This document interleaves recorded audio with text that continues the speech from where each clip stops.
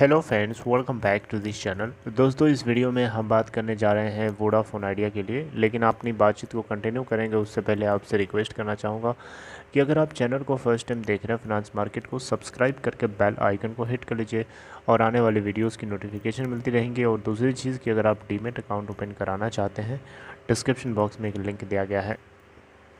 दोस्तों, Vodafone idea limited में Vodafone idea limited ही नहीं बल्कि भारती एयरटेल और रिलायंस जियो, इन तीनों से जुड़ी हुई एक लेटेस्ट अपडेट है, आप लोगों के साथ शेयर करना चाहूँगा। देखिए, एक मनी कंट्रोल की आर्टिकल के जरिए ये बात पता चली है, ये छापा गया है कि रिलायंस जियो को Q2 के अंदर जो ग्रोथ होती हुई दिखाई देगी, ऐसा बताया जा रहा है कि इसके पीछे सबसे ज़्यादा बड़ा हाथ हो सकता है सब्सक्राइबर के एडिशन का, जबकि भारती एयरटेल और वोडाफोन आइडिया इनमें भी Q2 के नंबर्स बढ़िया आने वाले हैं।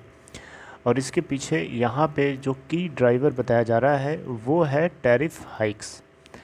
दोस्तों, सेकेंड क्वार्टर फाइनेंशियल ईयर 2021 के रिजल्ट्स जल्दी ही आने वाले हैं सारी कंपनीज़ के टेलीकॉम सेक्टर की, और ऐसा बताया जा रहा है कि Q2 के जो अर्निंग्स होंगे, Q2 हेल्दी क्वार्टर बताया जा रहा है टेलीकॉम कंपनीज़ के लिए, जहां पे जियो की परफॉर्मेंस सब्सक्राइबर एडिशंस के आधार पर गवर्न करी जा सकती है।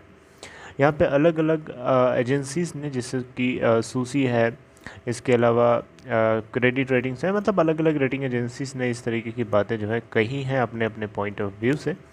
देखिए, वोडाफोन आइडिया और भारती एयरटेल की बात करें तो टैरिफ हाइक से इनको जो है इनके Q2 के नंबर्स थोड़े से बेटर आ सकते हैं।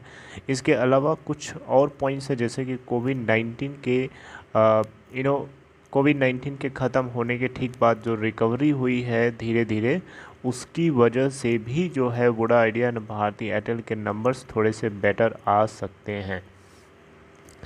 देखिए, वोडाफोन आइडिया के केस में अगर हम देखें तो टैरिफ हाइक बहुत ही ज़्यादा ज़रूरत थी, लेकिन ऐसा नहीं है कि अब ज़रूरत नहीं है। टैरिफ हाइक्स की अभी भी ज़रूरत है वोडाफोन आइडिया को, भारती एयरटेल को, लेकिन वोडाफोन आइडिया को अब उतनी ज़्यादा ज़रूरत नहीं है जितनी कि सरकार के द्वारा जो पैकेज अनाउंसमेंट किया गया उससे पहले जितनी ज़रूरत थी।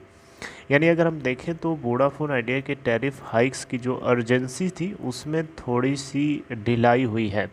मेरी बात समझ रहे हैं? मेरी are you getting my point? मैं क्या बोलना चाह रहा हूँ यहाँ? मैं बोलना ये चाह रहा हूँ कि सरकार ने अगर रिलीफ पैकेज ना दिया होता तो वोडाफोन आइडिया के ऊपर बहुत ज़्यादा प्रेशर होता टैरिफ हाइक करने को लेके, लेकिन ये प्रेशर थोड़ा सा कम हुआ है क्योंकि इनका जो कैश आउटफ्लो है, नियर टर्म कैश आउटफ्लो, वो सिग्निफिकेंटली रिड्यूस हो गया है, स्लैश हो गया है, राइट। और हम यही उम्मीद करेंगे कि आने वाले टाइम में कंपनीज बेटर करेंगी और इनके EBITD यानी अर्निंग बिफोर इंटरेस्ट टैक्स जो होता है, एक पैरामीटर होता है, इसमें भी इनको ग्रोथ देखने को मिलेगी।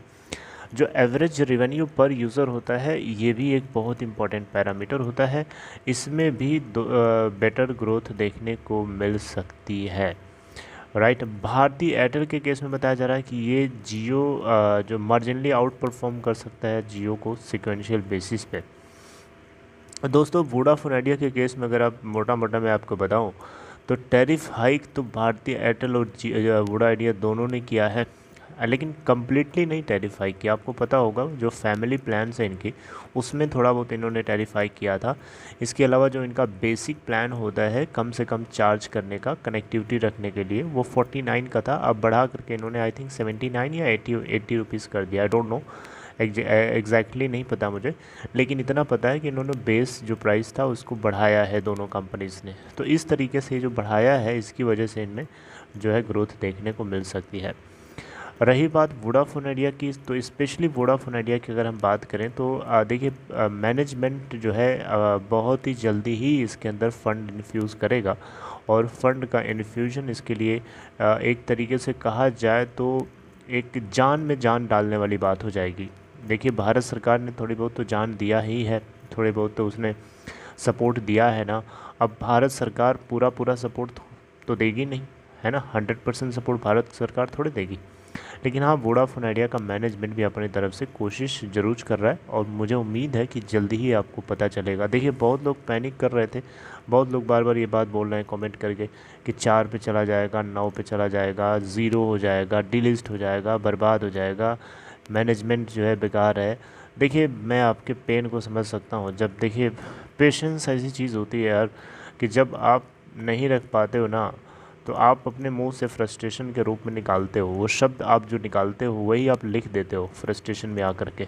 तो उसमें आपकी गलती नहीं है, वो एक्चुअली ना थोड़ा सा आपको पेशेंस रखना पड़ता है। इतना आसान नहीं होता है सब कुछ। इतना आसान होता तो फिर अरे गरे, मेरी बात समझ रहे हैं ना। चलिए खैर दोस्तों, अपना ख्याल रखिएगा and have a nice day and take care.